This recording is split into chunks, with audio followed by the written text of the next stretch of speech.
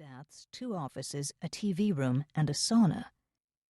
At the main entrance, where the contamination officer stood to keep unwanted personnel out of the scene, the elevator opened directly onto the foyer's granite squares. Rich people did not fumble with keys. The kitchen and open eating area flowed into a living room filled with leather furniture, a plasma flat screen, and artfully lit photographs, the white walls and carpeting as clean as an unused operating room. This was new, and not in a good way. Most murders occurred on the spur of the moment, impulsive acts of rage or desperation that the killers tried to cover up or escape as quickly as possible. There should have been some sign of struggle or disturbed items to indicate the killer's process, his agenda, his desires. This guy had left them nothing but one very dead body. Evelyn twisted the camera's lens, focusing on Grace Markham.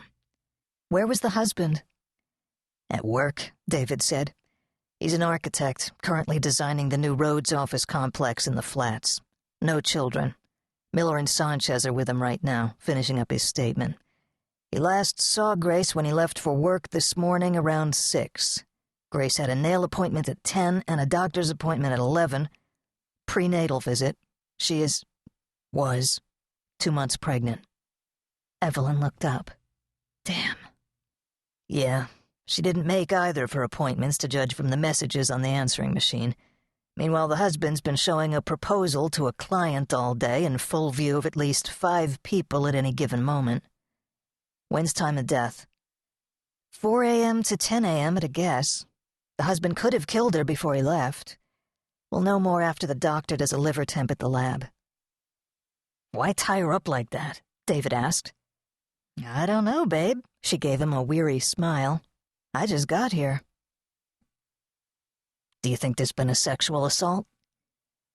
The clothes are a little messy. Sweater pulled out of the skirt, a run in the stockings, but that could have happened in the struggle. Evelyn used a ruler in her photographs of the straps, the scratches, a slight bruise on the left bicep, and the indentation in the woman's neck. If I find anything, I'll have Marissa run the DNA as soon as she can. If I can tear her away from Cleveland Bride.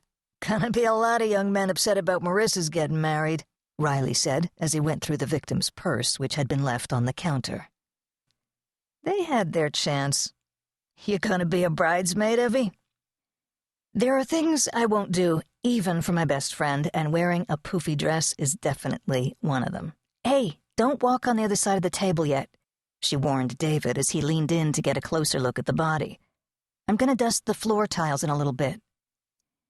He remained next to her, hovering, as if hoping for insight. Unlike Riley, he had less than a year in the homicide unit, and Evelyn knew he felt the pressure of being the new guy. She smelled the cologne she'd given him for his birthday. He said, I'm used to gangbangers, domestics, and liquor store robberies, but who does something like this? Think maybe it was a home invasion gone bad? She snapped a close-up photo of the dead woman's hand. He wouldn't have left this rock around her neck. Are there any signs of burglary in the other rooms? Riley spoke up. Nope, the whole floor is Howard Hughes clean. There's a few rings left on her dresser and a safe in her closet, apparently untouched. I didn't think she'd keep a piece of jewelry like that in a little wooden box with a ballerina that turns when you open the lid. Crap. I'm gonna have to fingerprint the pendant, and carrying around a necklace worth as much as this is makes me very nervous. Why? Family members just love to believe that the medical examiner's staff are not only necrophiliac ghouls, but thieving magpies as well. Riley strolled the living room, viewing the framed photos. Not that you're bitter or anything. Truth be told, places like this make me a little nervous, too. Do you know where that table came from, the one our corpse is leaning on? Value City, Evelyn joked. No, that would be my kitchen table. It's a custom job. The mahogany was imported from Malaysia and costs more than I make in 3 months, or so says the building manager. He wanted to be sure that we would, quote, respect the quality furnishings, unquote. Maybe I should escort Ms. James and the